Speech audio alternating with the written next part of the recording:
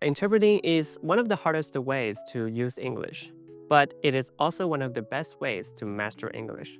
I am a certificated interpreter and language service provider. My experience in several events helped me pick up powerful techniques of English. They're especially useful for those who intend to take their English proficiency to an even more advanced level. But don't worry, you don't need to be an interpreter to actually benefit from these tips. They work for every learner.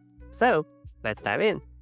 Number one, seeing the big picture, the power of context. I never realized how much understanding the logic can help until I had started to learn interpreting. Many learners get stuck on individual words, thinking, oh no, I missed a few words. This is often noted as seeing the trees instead of the forest.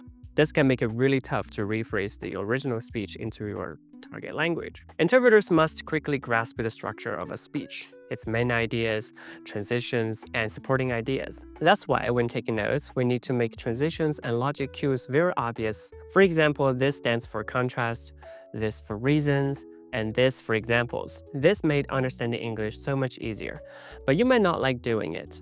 I know. Stepping out of your comfort zone can always feel tedious and challenging, but once we do, there's a wider horizon for us to explore. So next time you listen to a passage, try to comprehend the context of the passage when the speaker is making a comparison, giving an example, or moving on to a new point. It might take a while to see the power of logic in English passage, but trust me, it's worth it. Number two, mind activated, short-term memory magic. The second big lesson is that interpreting forces you to use your short-term memory, and that's a game changer. Imagine trying to write down every word as someone speaks. It is impossible. For instance, I often skip writing down the names of organizations or common terms because I know I must keep those in my head and later blend them with my written notes. This kind of mental workout isn't just for interpreters. It is a secret weapon for anyone who wants to really absorb what they are hearing. If you let words just wash over you, nothing sticks. So engage the memory.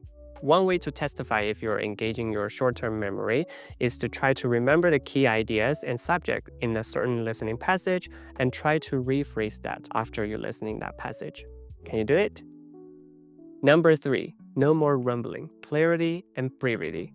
We are racing against the clock here in interpreting, so we have to deliver a concise and clear version of the original message without any extra blah blah blah. This challenge forces you to break the habit of rambling and focus on the core message. I view this as an important milestone in English learning. Typically, a learner progresses through these three key stages. In the first stage, they try to write or speak even a few sentences. In the second stage, they manage to expand their content by adding more and more details, examples, and explanations. In the final stage, they learn to eliminate the unnecessary words and phrases, keeping only the most effective and essential information. To get better at conciseness, I recommend checking out this book, A Translator's Guide to Chinglish by Joan Pinkham. Some parts in this book might seem a little bit extreme, but the sentence-on-sentence structure, I think, is quite useful. Other great reads include The Elements of Style and How to Write Clearly by the European Commission.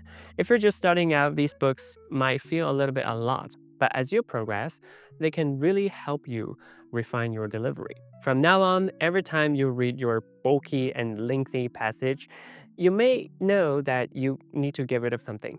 Take your time.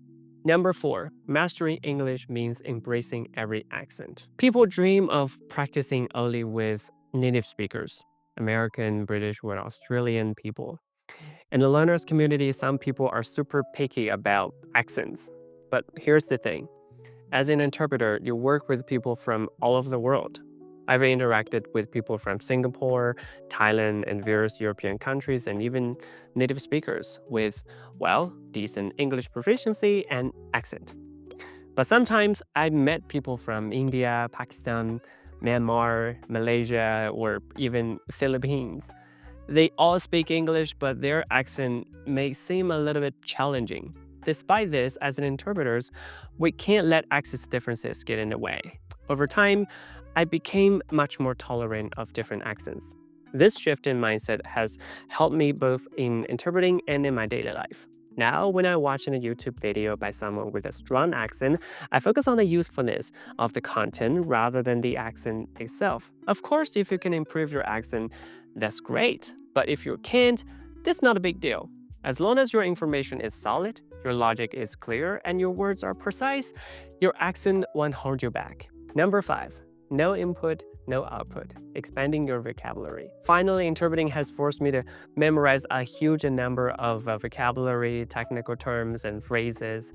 This process has become an invaluable asset to my English skills. Without the challenge of interpreting or the pressure of tough exams, I probably wouldn't have pushed myself to memorize so much words. But the real challenge is that many learners don't really want to read or memorize a lot, which making using the language effectively really hard. For me, though, this memorization process was totally a game changer. I end up enjoying it. I love the interplay between languages and picking up new phrases. Many of the technical terms I memorized from government documents and official papers and something like that are saved in my Quizlet and notebooks, and they have become invaluable resources for me. So yeah, that's all for the video. But caveat, I'll have to mention that I'm not an interpreter with tons of experience. I just would like to share what works for me during interpretation and in what way learning interpreting boosts my English proficiency. And I hope that these tips will work very good for you. If these hardcore tips in this video are a little bit overwhelming, you may check out this video where I examine tricks and tips to help anyone to learn English with fun. So yeah, that's the end of the video. I'm Sean English here. Remember, happy learning. I know you would, and I know you could.